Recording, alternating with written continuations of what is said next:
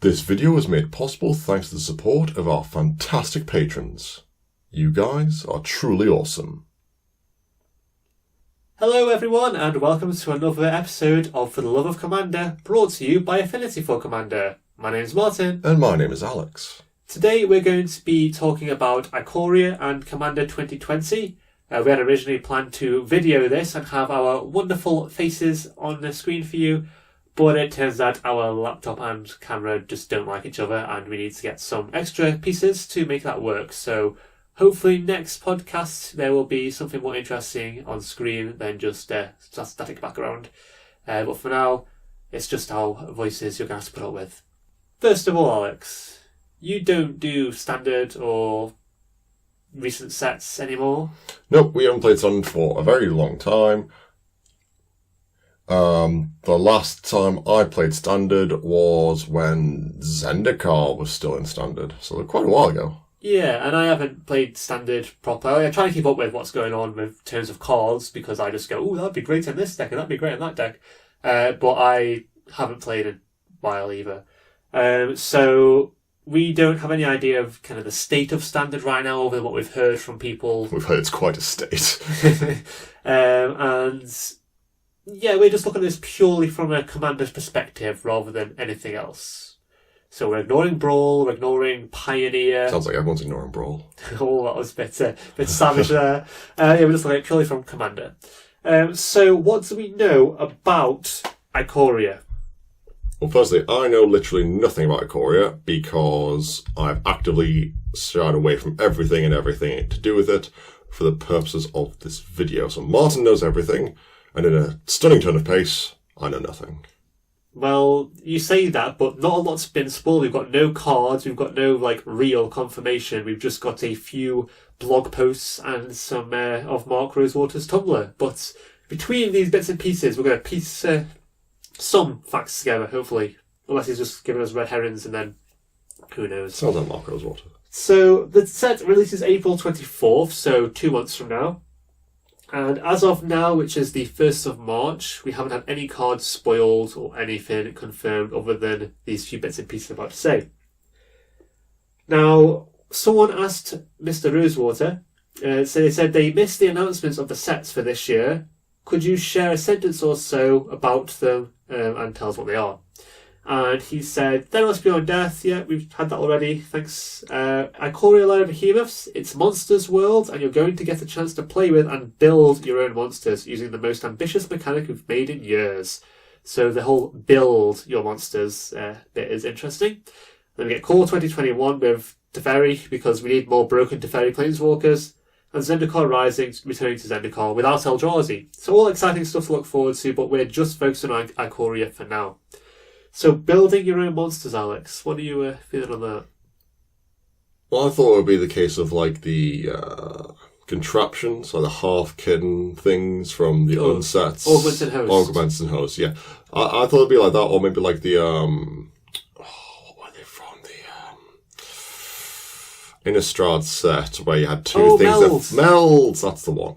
Okay, well, it's funny you should mention the first one, because can I get a maybe on Host/Augment being in Ikoria? The mechanic I was talking about in the stream is a brand new mechanic, so no is the answer to that.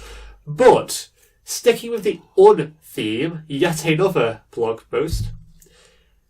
Surgeon General Commander from Unsanctioned says, whenever you enchant, augment, or mutate a creature you control. Now, we know what two of these are, but not mutate. Is it a joke similar to Steam Flogger Boss's contraption assembly? Does combining creatures with Griselda count as mutating? Mutate is a keyword you haven't seen yet, and fear not, we've learned from Steam Flogger Boss not to make up mechanics we have no intent of making. So it might be in Ikoria. So it might well be that. And this is from a Wizard of the Coast article. I'm not going to read the whole thing, but it all but confirms Mutate is going to be an Ikoria. And it's a lot of fun to tease future mechanics and not actually tell us what they are, so thanks for that. But that basically says this is the mechanic for Ikoria Mutate. We don't know what it does, Alex, but would you like to have a guess as to what might be? I think it's going to be similar to Monstrous or Augment. Is that the one from War of the Spark? No augment swarm of hosts that we just talked about. What's the one more spark? The one's not monstrous. No. That one. I think it's going to be like that, but I don't think it'll be the same as that one, simply because it was a bit lackluster. I think it's going to be a case of instead, you'll pay the cost, and then it might flip over, so it'll be a two-faced card. So then it's mutated into something else, something different. So a bit like the monocolored planeswalkers that flip. Yeah. Fulfill a condition. Yeah, you get a condition, you can flip this. I think it'll be a mechanic like monstrous, so each one will have a consistent thing to do. Like werewolves, you have to not cast a spell or cast two spells. Yeah. Not like the planeswalkers, where each of them have their own unique conditions. That makes sense, but I don't see that as being very ambitious, which is the issue I have with that. Yeah. The one that I was thinking of, rather, is a bit like Devour. So if you have your little creature, and then a big creature comes in with with Mutate, you can eat the little creature, and then your big creature might get, say, keywords or the entire text box, plus the power and toughness of the creature you've eaten. So that would be good for late game, because your early turn one play then disappears, and you get your benefits from that later. So if my late game creature eats a Stormcrow, it gets +1/+1 in flying. Well, it's 1 and 2, so you get +1/+2. Learn your Stormcrow, Alex. But yeah, that was what I thought it might be. It could be, like, say, just mushing two creatures together and it becomes a combined one of these. Yeah. I think the reason they've not done it as host or augment, I can't say that word right, is because the augment cards do nothing by themselves. You need a host, and it's just like dead cards, which wouldn't be very competitive. It's okay in an unset because it's just silly. Set. Yeah.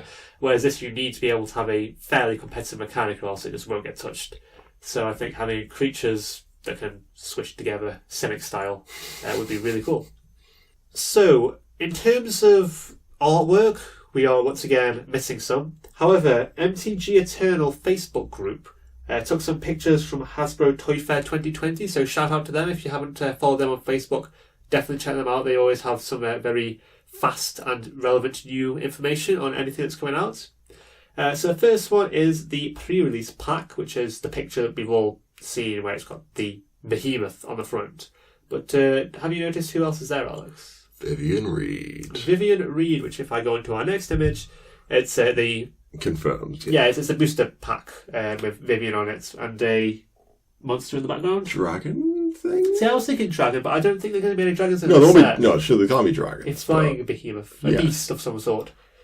So yeah, Vivian is the face planeswalker of this set. Nice to see her doing something after she didn't kill Nicol Bolas with the Arc Bow. But, you know, maybe she's found other purpose in her life. just adding to her collection inside her bow. Yeah, it's like that game I'm not going to mention for copyright reasons, where you just collect where monsters. you got to catch them all. Yeah. Okay, that one, yeah. So yeah, hopefully that'll be interesting to see what... Because her last card was insane. I gave it all this flash, and it's I love Vivian. Yeah, I want to see more of her. Here is a booster box with 3 packs on display. The left one being Vivian from the same art. Yeah. The right one is a cute and fluffy little creature with spines on its back. If you say so. Yeah, he's got big eyes. No? Big eyes don't make something cute. I mean, that makes that cute. The middle one's like some... I can't even see what that is. It's like some lion manticore thing. It's a thing that we can't see due to glare. Hopefully someone out there can see it. Give me type beast. Was anyone at Hasbro Toy Fair that can see it in person and tell us what it was? Yeah, link us some better art in the comments. And finally, there was also the Commander 2020 products at Hasbro ToyCon, because they are being released at the same time as Ikoria and are going to be themed around Ikoria. And we can see the box art here for Arcane Maelstrom, minus the colour identity, thanks for scrubbing that off, and the back of a card. Yeah. So, but what's interesting is there's 4 foil legendaries in it. Now, this could be the same as the last Commander decks, where it was 3 commanders that could be your commanders. The say, for example... Like a Anjay, and you had the other 2 red-black ones. Yeah, and then there was also Kirik was the 4th, but he couldn't be a commander because he was just black. So it could just be more of that. That seemed to work pretty well last time. Or it could be partner commanders, because then you've got 2 3-colour or whatever colour, and then 2 partners that stick together. I would hate to see this happen, but I know you have other feelings about that, Alex. I love partner commanders. You don't like them for the same reason I would be trepid. cautious about it, because initially the partner commanders, they had to balance them with every other partner commander in that set. Did that work though? Like, if you think of partner commanders, do you not just think Timna and Well, no, you don't think of it because you can't remember the name. It's Triton Hero guy. You can do it, I believe in you. Green, blue, merfolk. The stress and the pressure. Thrasios. Well done. Yeah, I didn't remember after that. That's just stressful. Yeah, they're the two you think of when you think of competitive Magic. Oh, yeah. But then let's just say these ones in here, there's one also ridiculous one, and you just go, Thrasios and that. This is a better deck. And it's just there's no variety. Like, the partner commanders from the Battle Bond sets. Yeah. Are really cool because you have to play them together, but they complement each other so well, and it's just like, oh, this is fun to play against. Whereas when I see your Thrasios and Timna deck, it's like, oh, great, it's just the best of those four colours. Yeah, but in the same regard, like, can you name the partner commanders from Dominaria that aren't Pier and Toothy? From Dominaria, you mean Battle Bond? Yeah. Yeah, there's Eye Guys and the Cyclops whose names are hard to pronounce anyway, so I can't remember those. But there's coin flipping ones. Okay. There's Regner the Redeemed and Regner Redeemer and someone the white one that you can't do. The Demon and the Angel. The only reason he knows the Demon because I play it in my sacrifice decks. No, because Regner's had that on the channel before. Oh yeah, he has. Yeah. And there's also like the uncommon ones, like the Doggo and the Human with the Frisbee, which you can't really play because they're not legendary. But they're their partners. There's a fair few. My point is that you can't name them because they're not overly powerful. This is true. Whereas the other partner commanders, you remember Silas Wren, you remember Akri, there's Kaidel, Vile Smasher, Timna, Thrasios. Loads of them were powerful in their own right. That is true, I'll give you that. But I would prefer my commanders to be flavourful together rather than just, this gives me a good ability, this gives me a good ability, I'm going to put them together with no collusion. You prefer your commanders like cheese. Flavourful. I'm going to say it stands alone.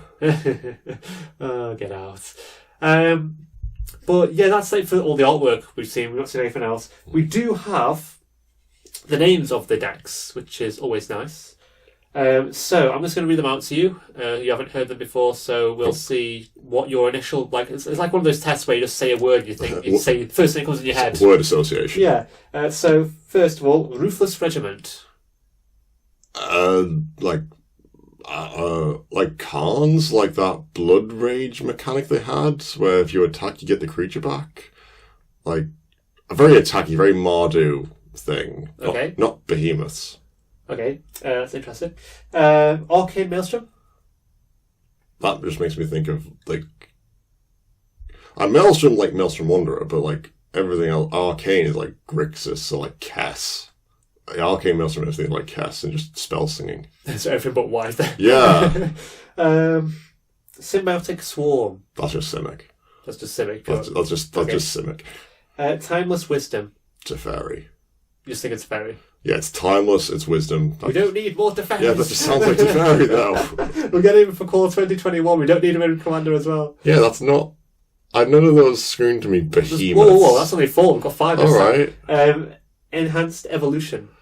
Okay, that's a little bit behemoth-y. More like... Again, if something... All most things are like Phyrexians. Oh, it does sound like this, doesn't it? I don't think... Yeah, after they've said... I was going to say, they're never going to print Phyrexians, then they printed Kirik. Yeah, they say they're going to print Phyrexian mana again. So and they've also said Ashiok's looking for Phyrexians. Oh, gosh. But yeah, the ideas I've had long to think about it, you've only just heard those. I think they would be good as the Cons of Tarkia wedges, because other than Edgar giving Mardu, and there was the... Sergwyn. No, I mean the other commander deck. Oh, the Morphe one. It was Sultai. The face down one. Yeah. Slinking Sorceress. Kadena. Yeah. The other 3 haven't had any... There's only the ones from Tarkia and there's some older ones as well, but there's like less than 10 commanders in those colours. Yeah, you had Kaikar for Jeskai, but that was kind of like a random one-off. Yeah, they never had a commander product printed No. for them. So the way I was thinking it was, Ruthless Regiment could well be Mardu, because you've got the Boros being the regiment and the Ruthless being the black. Boom. Arcane Maelstrom just on its TMU because Maelstrom Wanderer, that kind of thing. Symbiotic Swarm could be Abzan, because when you think of Saplings and Gave Guru's Spores, that's all Abzan colours, and to me I'm thinking creepy crawly, skittery, slurry things. Timeless Wisdom just screams Jeskai to me. Yeah. And Enhanced Evolution could be Soul Tie because you've got the Simic, but adding black in to make it like I was going to say to make it like not very ethical, but then I realised Simic's not ethical. Yeah, and it's not ethical in any way. Like they literally abduct people to put claws on them. Sounds like my kind of place. But yeah, so that's what I was thinking. But I've also seen online some other ideas. One of them being, well, these decks rather, are replacing the Planeswalker intro decks. So maybe they're going to be monocolored, and that's why you've got 5, one for each colour, to appeal to newer players and not to be too complicated. I hope they don't do that. No. I'll put it this way, the last time they did monocolored decks was the Planeswalkers. Yeah, they were all right, but then Teferi was just insane. There was Freyalise and there was then Teferi. Hey. Duretsi. I guess I have to strain to remember. I have to have strained to remember that the other ones are Nahiri, Duretti, and Obnixilis. I completely forgot about Obnixilis. Oh no! Yeah. Point proven. Yeah. And I think monocolored decks just in general aren't as powerful as monocolor. Like, I know some of them are pretty good. But then they're the exceptions. Like, you have Perforos, you now have Heliod. That, like, they're not... It tends to be the exception, not the rule. Yeah, why have, like, you can just have multicolor commander and not use the other colour if you desperately wanted to. Exactly. But I think that having monocolor commander decks, same because they're simplified for newer players, none of the Planeswalker decks, bar the original ones, were monocolored. Like, most of them been duo-coloured. Yeah. At the same time, like, there's something more complicated in it than beyond recognising the double-coloured mana symbols in the top right corner. You need 2 lands to cast. That's not complicated. That's a rule you very much need to know. And I suppose it depends on what the themes of Ikoria are. If they are wedges or 3-coloured sections, you're going to need to know what they are. But that's moving on to my next point is, what if it's the Lair of the Behemoths, what if the Behemoths are similar to the Dragons of Tarkia, where they're like the ruler of a patch of land or an area, and then the commander decks could be the 5 behemoths that rule over Ikoria. Potentially. I would say I wouldn't think of that just simply because when you look at the pack art... Actually, maybe, if you think about it. I'm not about the ruling over people, just like the Lord of Beasts. Yeah, like the Elder Dinosaurs. Yeah, because then if you think you've got, like, you can have the Titans, for example, like Grave Titan, Sun Titan, Primeval Titan, are so powerful that some of them are banned. Whereas if you had them be, say, 3-colour Titans, and they were your commander, and they're not legal in other formats, then you can give them a stronger ability. Because they've tried to do before, where they tried to remake the Titans, where they weren't any good. Yeah, they constantly tried to make Sun Titan and kept nozzling it up every time. Yeah, like what was the last set they did that was like 5 not quite Titans, where it was like, I don't know. There was the Elder Dinosaurs. No, they were like... people-looking things. I can't remember now. People-looking things. If I remember, I'll get you to put it up on screen so I don't look like a complete imbecile that know what's going on. But yeah, I think that'd be a cool idea, and it'd tie into the theme, but obviously we don't know the theme of Ikoria, so we can't really say such. The theme of Ikoria is Vivian turning up, putting on a baseball cap, turning it backwards, and throwing monsters out. Yes, that would be... interesting, to say the least. But speaking of themes for Ikoria, we think Mutate's going to be a thing. What else would you like to see? Beast tribal. Yeah, because... But again, we keep doing this. Yeah. We keep saying, we want this commander, Wizards print this commander. We regretted it. We wanted something that wasn't this. Well, to be fair, we do have the Naya deck, like one of the older commander decks, was... this beast costs 1 less, or beasts get this, and the beast land as well. Yeah, there's lots of beast support, but there's no nothing... legendary beasts that care about beasts. Yeah. Mechanic-wise, are you feeling any if you'd like to see any returning mechanics that you think would be cool? We're going to have Mutate. Beyond that, because I just keep thinking it's going to be this big, massive green stompy set. I hope it is. Which I know, which I think it should be. But then you side control players will be like, oh no, I've got to play creatures. It's more the fact that I just don't think Wizards will do that. I think Wizards still like to go for the broad appeal. Like, they don't want to go, this set is about big, stompy creatures. Negate is not printed in the set. Suck it. Well, if you think about it, Negate will still be in standard, so it doesn't matter. You know what I but mean. That also doesn't stop creatures. You know what I mean. You're the one who plays it. But also, think of it if this was like Monster Hunter kind of thing. You've got the monster in the clouds that's on top of mountains, the monster in the sea, the monster that rules over the plains, and the monster that rules over the forests. and then it's just massive creatures just big monsters and just people like hunting them for trophies. I think that'd be a sick idea. It'd be absolutely awesome. And it also give you humans as well, of like the famous humans that have killed the big beast and they're wearing its face like armour. Like Surak. Yeah. And you can have what was that? There was a dragon hunter, wasn't there? A morph when he gets turned face up, destroy target creature with power 4 or greater. Yes. That was, I don't think it was dragon, but it was. I know what you mean. It was like Great Hunter or something. Yeah, so stuff like that would be cool. Or guys have protection from beasts, or if it isn't your creature type behemoth, maybe that'll have something to do. Maybe because they've not shied away from changing rostering creature types before. Like we've just had noble, and lots of stuff was changed to noble. I've changed a lot of things to dinosaurs as well. Yeah, there was one that they've changed a lot for as well. I can't remember. Oh, Warlock. They've added Warlock in, which I didn't see the point in personally, but never mind. Maybe that's for future sets. Maybe it's for this set. Maybe there's like cultists that worship the. Who knows?